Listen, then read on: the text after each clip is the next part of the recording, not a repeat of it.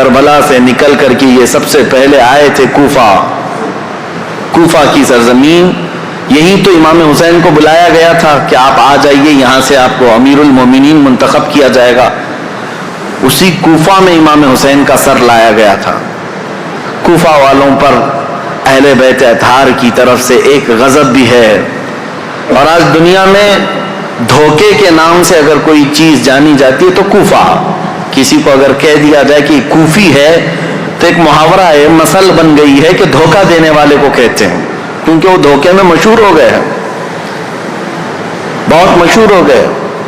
تو کوفہ میں جب سر لایا گیا تو لوگوں کا ایک تانتا بند گیا دیکھنے کے لیے. اور عبید اللہ بن زیاد جو وہاں کا گورنر تھا، اس کے پاس سر رکھا گیا تو اس نے اس کی بے حرمتی بھی کی. کہا حسین اگر تم یہاں نہ آتے تو تمہارے ساتھ یہ نہ ہوتا.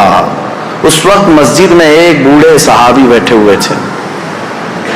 عبید اللہ بن زیاد امام حسین کو کیا کہہ رہا تھا کہ ختم ہو گیا جھوٹا شخص بھی اور جھوٹے کا بیٹا بھی، نعوذ باللہ. یہ سیدنا مولا علی کو بھی گالی تھی اور امام حسین کو بھی گالی تھی. صحابی رسول کو برداشت نہ ہوا، 80 سال کی عمر کے تھے، مسجد میں کھڑے ہو گئے. کہا وہ ابن مرجانہ، اس کی ماں کا نام مرجانہ تھا. اس کے باپ سے لوگ جب کسی کو عربی میں گالی دی جاتی تھی تو ماں کا نام لے کر کے کہتے کہ باپ کا پتہ ہی نہیں. وہ ابن مرجانہ کہ تو جس کے بارے میں کہہ رہا ہے وہ اس روئے زمین میں سب سے اعلیٰ، اس کا باپ سب سے اعلیٰ اور اس کا نانا سب سے اعلیٰ ہے جس حسین کے بارے میں تو کہہ رہا ہے. اور میں گواہی دیتا ہوں اے کوفہ والوں، یہ عبید اللہ بن زیاد کذاب ہے، دجال ہے اور دجال کا بیٹا ہے، کذاب ابن کذاب ہے. انہوں نے اپنا حق ادا کیا. بھری محفل میں بھی حق بات کھڑے ہو کر کہہ دینا.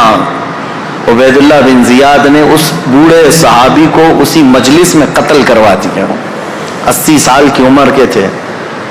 دیکھیں ہر زمانے میں حق بات کو ایکسپٹ کرنے والے اور بڑھ چڑھ کر اعلان کرنے والے موجود رہیں گے.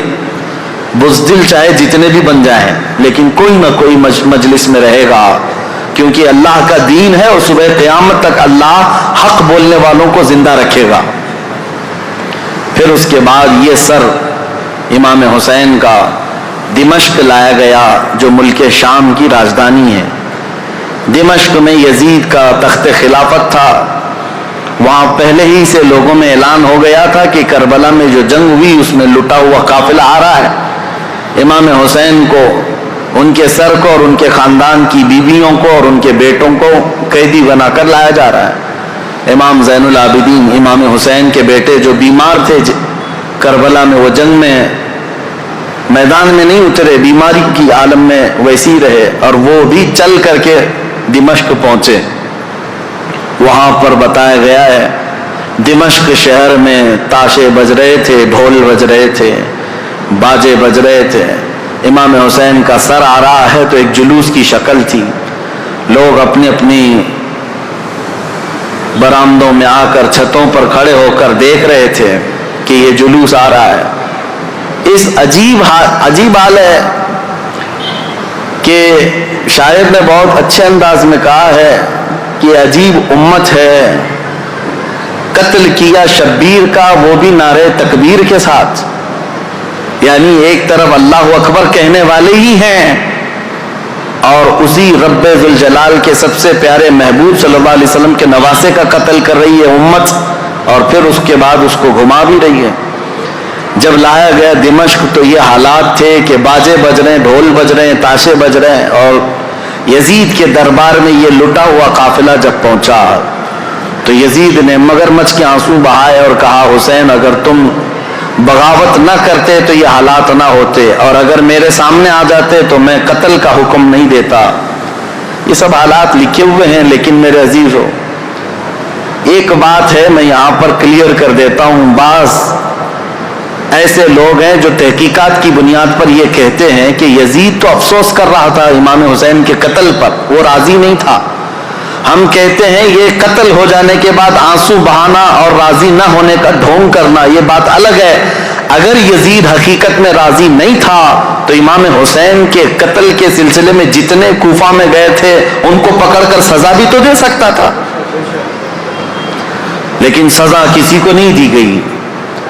اس کا کیا مطلب ہے؟ ایک طرف تم رو کر کے لوگوں کو بتا رہے ہو کہ میں اس سے راضی نہیں تھا، اگر تم راضی نہیں تھے تو عبید اللہ بن زیاد، عمرو بن سعد، شمر، خولی، یہ جن لوگوں نے مولا حسین کے ساتھ ظلم کیا اور ان کے بچوں کو مارا، یزید بھرے دربار میں بلا کر کہتا کہ انہوں نے میری رضا کے خلاف کام کیا ہے، رسول اللہ کے بیٹے کا قتل کیا، لہٰذا ان کا قتل ہوگا، کہیں تاریخ میں نہیں ملتا ہے۔ تو لہٰذا یہ ڈھونگ رچانا یہ ایسا ہی ہے میرے عزیزوں کہ صرف اتنا بیان دے دینا کہ ہمیں کھیت ہے، ہمیں افسوس ہے، یہ تو پولیٹیشین جیسے آج بھی کرتے ہیں، سیاسی لوگ، قتل ہو جائے، پورا کا پورا گاؤں جل جائے اور اس کے بعد تم ایک اسٹیٹمنٹ دے دو کہ ہمیں کھیت ہے، ہمیں افسوس ہے اس بات کا، تو کیا اتنا کہہ دینے سے ساری چیزیں ختم ہو جائیں گی؟ اسی لیے میں نے تقریر کی شروع میں ہی کہا، لمحے نے خطا کی، صدیوں نے سزا پائی۔ کبھی ایک لمحہ خطا ہو جاتی ہے اور اس کی سزا قیامت تک قائم رہتی ہے، یہی یزید نے کیا۔ 3 سالہ دور تھا اس کا، صرف تاریخ میں موجود ہے، اس کی حکومت صرف 3 سال چلی، لیکن ان 3 سالوں کے اندر جو اس نے ہولناک یہ حادثہ کیا ہے، تو اس کی مذمت اور اس کی وجہ سے اس پر لعنت یہ صدیوں تک جاری رہے گی۔ امام حسین کا سر مبارک جب آیا وہاں پر تو عجیب حالات تھے، کچھ صحابہ بھی وہاں موجود تھے، انہوں نے یہ روایت بھی بیان کی ہے۔ دمشق کے دربار میں جب امام حسین کا سر لایا گیا، اس وقت سیدہ زینب رضی اللہ تعالی عنہا نے ایک خطبہ دیا تھا وہاں یزید کے دربار میں، پردے میں تھی لیکن انہوں نے حالات بیان کیے تھے، وہ کرب ہے، وہ درد ہے ان کے خطبے میں، انہوں نے جھنجھوڑ رکھا تھا، حتیٰ کہ جو یزیدی دربار میں کھڑے تھے وہ بے اختیار رونے لگ گئے تھے، چاہے جیسا بھی پتھر دل ہو لیکن پگھل گیا تھا۔ تو یزید نے یہ دیکھا کہ ہمارے یہاں پر حالات خراب نہ ہو جائیں، اس نے یہ سارا نظام بند کروا دیا، لوگوں کو باہر کروا دیا۔ تو امام حسین کے سر کو بار بار وہ چھڑی لگا کر بات کرتا تھا، اور اس کے بعد تاریخ میں یہ موجود ہے کہ امام حسین رضی اللہ تعالیٰ عنہ کا سر مبارک، اس میں روایات میں اختلاف ہے، بعض نے کہا امام زین العابدین کے ساتھ مدینہ طیبہ لایا گیا، بعض میں شہر عسقلان میں رکھا گیا جو ملک شام کا ایک علاقہ ہے، تہخانے میں رکھا گیا تھا، اور تقریباً 450 سال کے بعد وہاں سے مصر لایا گیا قاہرہ میں۔